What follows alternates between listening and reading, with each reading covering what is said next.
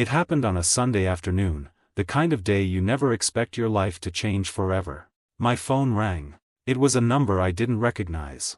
I hesitated for a second, then picked up. "Are you the father of Elijah?" the voice said. "There's been an accident." From that second on, time split in two, before the crash, and everything after. My name is Daniel. This channel is called One Chair Empty.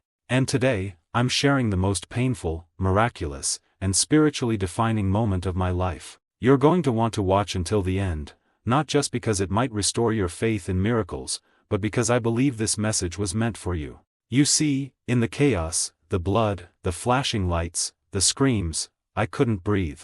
I couldn't think. I just kept asking God, why? Why my son? But nothing prepared me for what happened next. Because it wasn't the doctors, or even the prayers I thought I knew, that saved Elijah. It was a forgotten prayer, one I hadn't thought of in decades, from Billy Graham. And it changed everything. When I got to the scene, everything slowed down. Elijah's car looked like it had been crushed by a giant hand. Metal twisted, windshield shattered. First responders moved with urgency, and I couldn't stop shaking. One of them put a hand on my shoulder. "He's still breathing," he said, "but barely." My knees buckled. I wanted to scream, cry, run, anything but just stand there helpless. But my feet wouldn't move. That's when something inside me cracked open. A quiet voice, not loud, not dramatic, just there. It whispered a prayer. One I hadn't thought of since I was a teenager, listening to Billy Graham on the radio with my grandfather. I didn't even remember all the words, but the message was clear: trust God, even when it makes no sense. Especially then. The memory hit me like a wave. And right there, on the side of the road, I dropped to my knees and started to pray. Not just for healing, but for strength, for something beyond what I could understand. I don't know what your beliefs are. I don't know if you're here out of curiosity or coincidence. But I know this: something greater was present in that moment. Do you believe in miracles? Have you ever felt a presence that defied explanation? Drop a comment. I read every single one. Because sometimes, a story isn't just a story. It's an invitation. This is mine. And it starts here, with a father, a son, a crash, and a prayer that brought us both back from the edge. Stay with me. Stay open. And if this touches something deep in you, don't keep it to yourself. Let the world know hope still lives. Subscribe, like, and share this message. Let someone know they're not alone, no matter how dark it gets. There is still light. The day started like any other. Elijah had just gotten his license a few months earlier, and every time he left the driveway, I said a quiet prayer, just in case. You never think your worst fears will come true, until they do. He had gone out to grab lunch with a few friends. It was sunny, normal, safe, a Saturday like any other. But according to the police report, as he was driving back home, a truck in the oncoming lane swerved unexpectedly. Maybe the driver was distracted. Maybe something else happened. We'll never know exactly why. But what we do know is this: they collided head-on, at nearly 60 miles per hour. The call came in minutes after. By the time I got to the scene, Elijah was already being loaded into the ambulance. I saw a glimpse of his face, bloodied, unconscious. His legs pinned under the dashboard. The car looked like it had been folded in half. I could barely recognize it. There was glass everywhere, and the metal had wrapped around his body like a coffin. They wouldn't let me ride with him. I followed behind, barely seeing the road through my tears. I kept gripping the steering wheel tighter and tighter like it could somehow hold my world together. Every red light felt like a cruel joke. Every car in my way felt like an enemy. I just wanted to get to him. And all I kept thinking was, please, God, don't take my son. Not like this. The crash had ripped through more than metal and bone. It tore open something inside of me, something primal. That protective instinct, the panic, the helplessness. It was as if the universe had pressed pause on everything, and I was trapped in the space between before and after. I could still hear the crunch of metal. The way one officer looked at me without speaking. The way another whispered, "We're doing all we can." Elijah had no pulse when they pulled him from the car. They revived him on site. That, in itself, was a miracle. They called it massive trauma. Skull fracture. Internal bleeding. Multiple broken ribs. Collapsed lung. A spinal injury they wouldn't even assess until later, assuming he made it through the night. They stabilized him just enough for a medical helicopter to take him to the trauma center. I wasn't even allowed to see him before he lifted off. I watched the blades spin faster and faster, until the chopper disappeared into the sky. I stood there, looking at the blood on the asphalt, and I realized, my son's life had been hanging by threads I couldn't see or control. At the hospital, it was chaos. Nurses running. Machines beeping. I had to fill out forms I could barely read. Every second felt like an hour. Every update brought new dread. And still, they weren't sure if he would make it through the next few hours. The doctors were clear, we're doing everything we can. But prepare for the worst. Have you ever heard those words? Felt that drop in your stomach? If you have, you know what comes next. The questions. The fear. The waiting. You sit in a cold waiting room chair with your soul screaming, but your mouth silent. You pace. You pray. You beg. You bargain. Anything just to see their eyes open again. What would you do in that moment? Would you scream? Pray? Shut down? Would you try to stay strong, or would you crumble? Let me know in the comments. You never forget the sound of the crash, even if you didn't hear it firsthand. You hear it in your sleep. You hear it in every ambulance siren afterward. You feel it in the pit of your stomach for weeks. Months. Maybe forever. That crash shattered more than a car. It shattered our lives. It broke something in me I didn't know could break. But it also started something I never expected, something I'll never forget. And as bad as that day was, it wasn't the end. It was the beginning of something bigger than either of us. We arrived at the trauma center with sirens in the distance, but silence in my heart. I was numb. I didn't know if Elijah was alive or dead. I didn't even know where to go. A nurse finally directed me to a waiting area, a sterile room with cold chairs and fluorescent lighting that felt like a bad dream. They told me he was in surgery. The hours that followed were some of the longest of my life. Every time the door opened, I jumped. Every time a doctor walked in, I prepared for the worst. I texted family, called close friends. I asked them to pray. I didn't know what else to do. I remember sitting with my head in my hands, repeating the same sentence over and over, God, please. Just give him another chance. I'll do anything. Have you ever prayed like that? The kind of prayer that comes from your gut, not your head? It's not poetic. It's not pretty. It's raw. Ugly. Desperate. That's where I was. And then, the surgeon came in. He looked tired. There was blood on his scrubs. His eyes said more than his mouth did. We stopped the internal bleeding, he said. He made it through surgery. But it's still touch and go. I asked if I could see him. They said not yet. He was being moved to the ICU. The next 24 hours were critical. I remember walking to the hospital chapel. I didn't plan to. My feet just took me there. I sat in the back pew and stared at the cross. I didn't have words anymore. That's when I remembered the prayer. Billy Graham's voice. My grandfather's face. A prayer buried deep in my memory. I whispered it, not perfectly, not confidently, but with everything I had left. Lord, you said you'd never leave us. I need you now. I don't know what happened in that moment. Nothing shifted in the air. No light shone from the ceiling. But something in me softened. A stillness. A strange peace. When I returned to the ICU, the nurse said, he's stable. He's not conscious, but his vitals are improving. That peace didn't mean everything was okay. But it meant I wasn't alone. And maybe that was enough. For the next few days, I never left the hospital. I slept in a chair. I drank bad coffee. I memorized the beeps of every machine. I watched other families go through their own nightmares. Some cried in silence. Some paced like I did.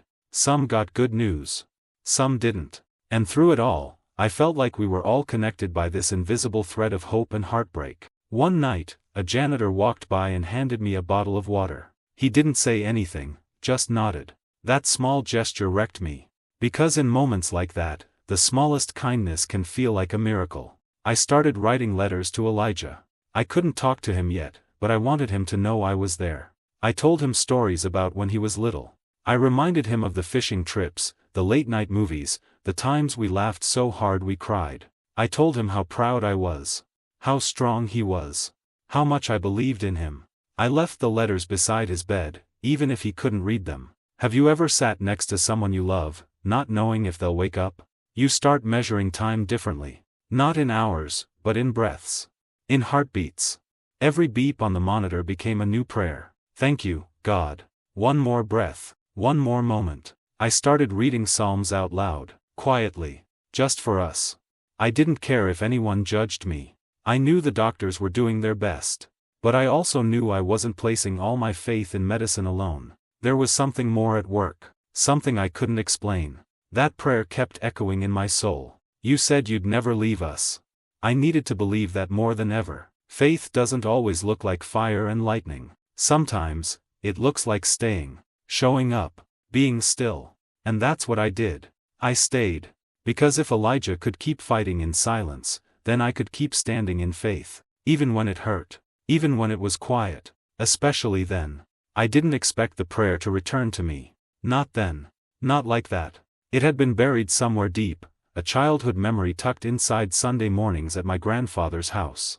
We'd sit side by side on a squeaky old couch, coffee in his hand, and the voice of Billy Graham playing low on the radio. I didn't always understand what was being said, but I remembered the feeling. Peace. Assurance. Truth. And one prayer. A simple one. In the ICU waiting room, I found myself whispering it. Lord, I don't understand your ways. But I trust you. Not because I have to, but because I've seen who you are. That was it. There was no thunder. No lightning. But something in my chest loosened. I felt like I could breathe again, even for just a moment. I repeated it over and over. Whispered it into the walls, into the silence, into Elijah's pale hands. Every time I said it, I felt less alone. More held. And maybe that's the point of prayer, not to change the outcome, but to remind us who holds the outcome. Prayer became my rhythm. My anchor. The nurses started to notice. One said, "You pray different." I asked what she meant. She said, "You don't pray scared. You pray like you already know something." I told her, "Maybe I do." It wasn't arrogance. It wasn't certainty. It was peace, the kind that makes no sense. And it all came from a forgotten prayer whispered decades ago by a man who believed. That prayer followed me everywhere in those days. In the chapel. In the hallways. In the elevator going up to the ICU. It was stitched into my steps.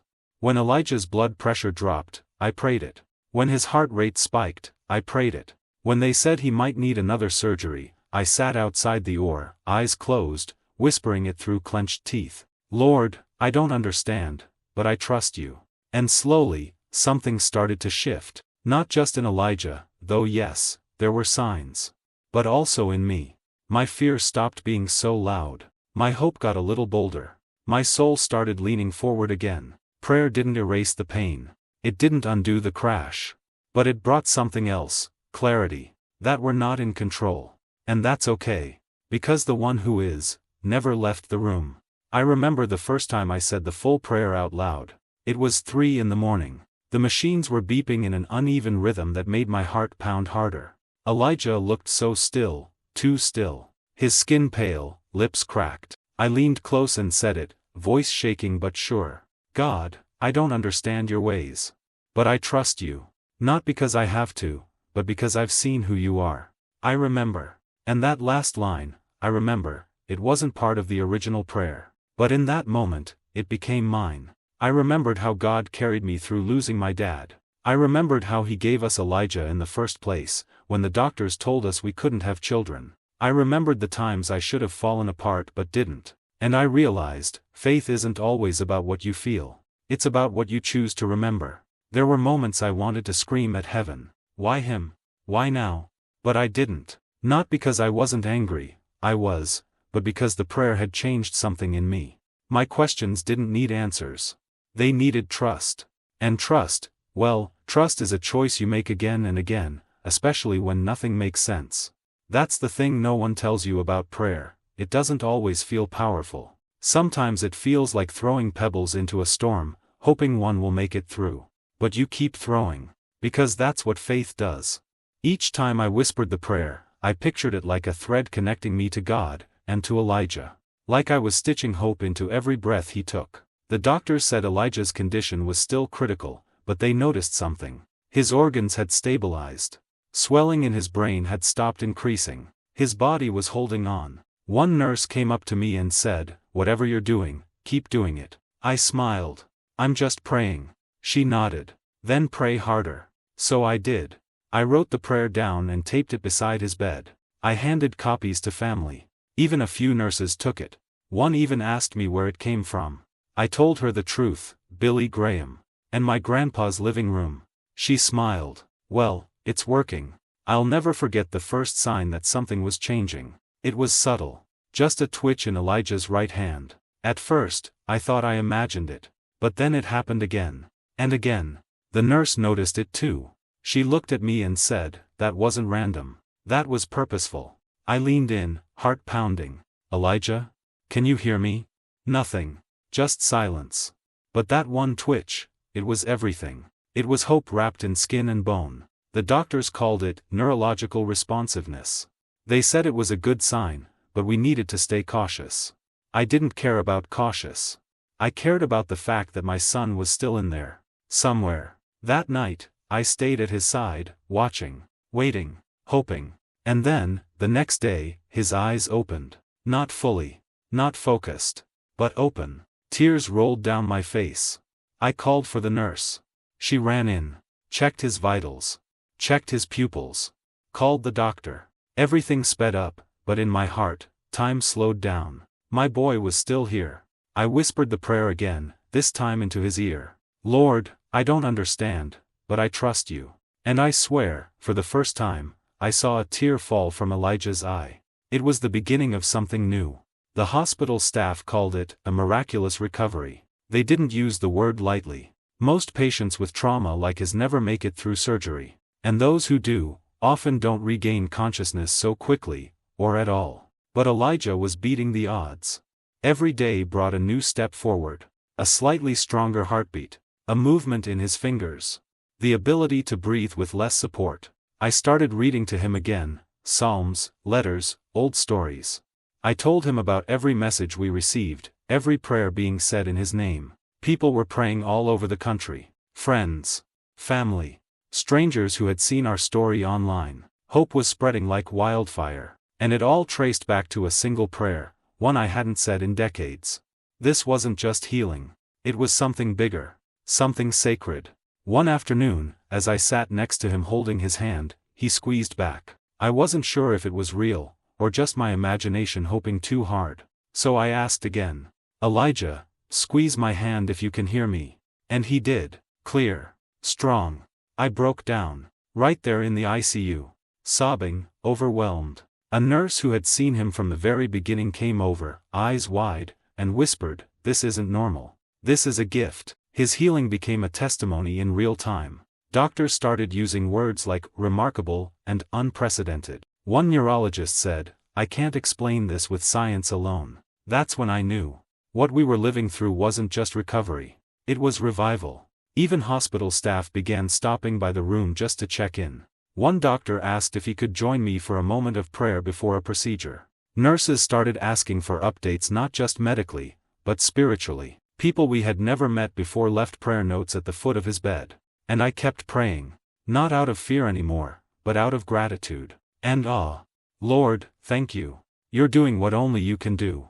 There was a moment, about 2 weeks into his recovery, when Elijah moved his lips. Barely. But enough. I leaned in and asked, "Do you want to say something?" He nodded. We waited until they could safely remove the breathing tube. Hours passed. Then finally, they did. His throat was dry. His voice was weak. But what he said, I'll never forget. He looked at me, eyes half open, and whispered, "Did you stay with me?" I nodded, tears spilling. Every second. He reached up, just barely, and held my hand. "Thank you," he whispered. That moment broke me, in the best way possible. Because I realized that love, real love, is about presence. And that's what prayer gave me. It anchored me enough to stay. Long enough to witness a miracle. Have you ever witnessed something that science couldn't explain? Something that shook you awake inside? If so, share it in the comments. Your story might bring someone else back to life. Elijah's progress became steady. Speech therapy. Physical therapy. Weeks turned into months. He had to relearn simple things. How to sit up, how to walk, how to eat without help. And every step he took, I saw grace. Recovery isn't a straight line. It's more like a winding road through fog, sometimes uphill, sometimes backtracking, and sometimes standing still. Elijah's journey was no different. He couldn't speak much at first. His throat was sore, his muscles weak. Even blinking took effort. But every day, he tried. And every day, he got a little bit stronger. The therapists were amazed at his determination. One said, "Most kids his age get discouraged. He doesn't." I wasn't surprised. Elijah had always been a fighter. Even as a baby, he pushed through things. But this was different. He was quiet most days. Focused. He listened as I read him stories, scriptures, or even just talked about normal life, what was happening outside the hospital walls. I told him about our dog, who kept waiting by the front door every night. About the neighbors who left meals on our porch. About the thousands of people praying for him. It reminded him he wasn't alone. And slowly, light started creeping back in. One day, he asked to sit up on his own. Another day, he asked to try solid food. Each moment felt like a celebration. A holy milestone. But it wasn't all progress. There were days when nothing worked. Days when his body ached, or he was too tired to try. One morning, he broke down in tears and said, "I'm scared I'll never be the same." I held his hand and said, "Maybe you won't be. But maybe, that's not a bad thing." Because who he was becoming, the strength, the courage, the faith, it was something new. Something deeper. And I told him that. Every chance I got. He nodded, wiping his tears, and whispered, "I want to try again." And he did. The next session, he gave everything he had, trying to move his legs, trying to sit up without help. His therapists were blown away. His resilience became contagious. Nurses and staff would peek in just to see his progress. He became a kind of symbol in the ward, the kid who wasn't supposed to survive, fighting to walk again. There was one day I'll never forget. Elijah was in physical therapy, and they brought out parallel bars, the kind you use to relearn how to walk. His therapist asked if he wanted to try. He looked at me, fear in his eyes. But then he looked down at his legs. And he said, "Yes." With help on both sides, they lifted him to his feet. His knees trembled. Sweat formed instantly on his forehead. But he gripped those bars, took a deep breath, and moved his foot. One step, then another. The room went silent. Then, slowly, claps. Tears. Smiles. Elijah looked up at me and smiled too, a real smile. I nodded, holding back my own tears. "That's my boy." From that moment on, he didn't stop pushing. Every day brought a new victory, climbing stairs, brushing his teeth, standing for longer. These weren't just physical milestones. They were spiritual ones. Proof of healing. Proof of answered prayer. But even more than the physical recovery, something deeper was happening inside him. He asked deeper questions. He talked about God more. About purpose. About why he was still here. "Dad," he asked me one night, "what if this happened so we could help others?" I paused, stunned. "Then we will," I told him. "We'll tell our story. We'll give people hope." And that's what we started doing. Even from the hospital, we began posting updates online, sharing photos, telling people about the prayer, the progress, the miracles. Messages poured in, people thanking us, sharing their own stories, asking for prayer. It became bigger than us. Elijah started setting goals. Not just recovery goals, life goals.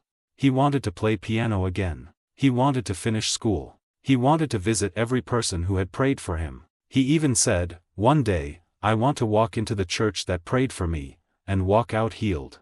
The day Elijah came home was unlike any other. There was no parade, no celebration, just quiet tears, deep breaths, and long hugs. We stood in the doorway, the three of us, me, my wife, and our son, and we just held on. The house looked the same. But we weren't. Everything had changed. He walked in slowly, leaning on a cane. But with each step, I saw more strength, more purpose.